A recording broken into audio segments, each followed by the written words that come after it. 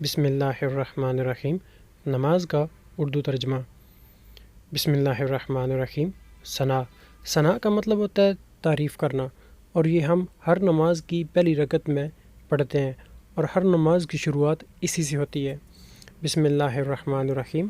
سبحانک اللہم و بحمدک و تبارک اسمک و تعالی جدک و لا الہ غیرک۔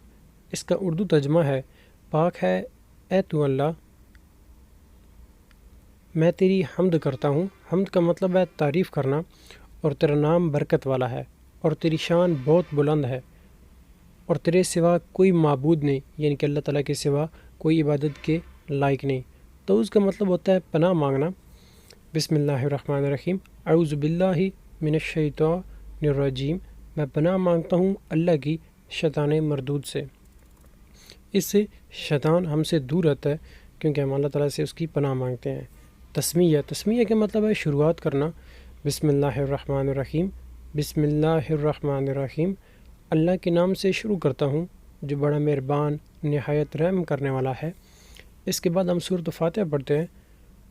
اگر ہم اکیلے نماز پڑھ رہے ہیں تو ہر رکعت میں سورۃ فاتحہ پڑھی جاتی ہے، اور پوری قرآن پاک کا جو مجموعہ ہے، یعنی کہ کہتے ہیں نا کہ سمندر کو کوزے کے اندر بند کرنا، اسی طرح پوری قرآن پاک کا مجموعہ جو ہے وہ سورۃ فاتحہ ہے، اور یہ کسی سپارے میں نہیں آتی، بلکہ یہ قرآن پاک کے بالکل شروع میں آتی ہے۔ بسم اللہ الرحمن الرحیم۔ الحمد للہ رب العالمین۔ سب تعریفیں اللہ کے لیے ہیں جو سارے جہاں کا پروردگار ہے۔ الرحمن الرحیم، بڑا مہربان نہایت رحم والا ہے۔ مالک یوم الدین، قیامت کے دن کا مالک۔ اگر آپ سورۃ فاتحہ کو ویسے پڑھیں گے یا اس کا ترجمہ، تو آپ کو پتہ چلے گا کہ یہ ایک بہت ہی خوبصورت دعا ہے۔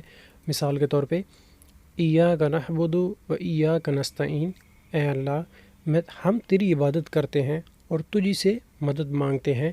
اہدنا الصراط المستقیم، اہدنا الصراط المستقیم، ہم کو سیدھے راستے پہ چلا۔ کتنی خوبصورت دعا ہے۔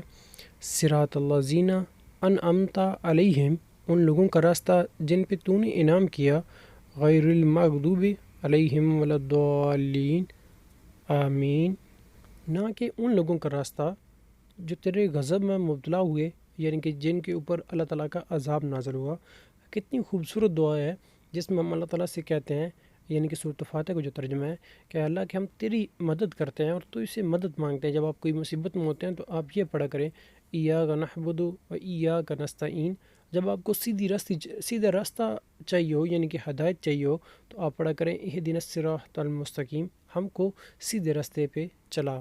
اگر آپ کو نہ پتہ ہو کہ کون سا سیدھا راستہ ہے، تو آپ اللہ تعالیٰ کو کہہ سکتے ہیں صراط الذین انعمت علیہم، ان لوگوں کا راستہ جن پہ تو نے انعام کیا، یعنی کہ جن کے اوپر اللہ تعالیٰ راضی ہوا، جیسے انبیاء کا راستہ ہے، اس کے علاوہ صحابہ کرام کا ہے جو اللہ کے نیک لوگ ہیں، ان کا راستہ۔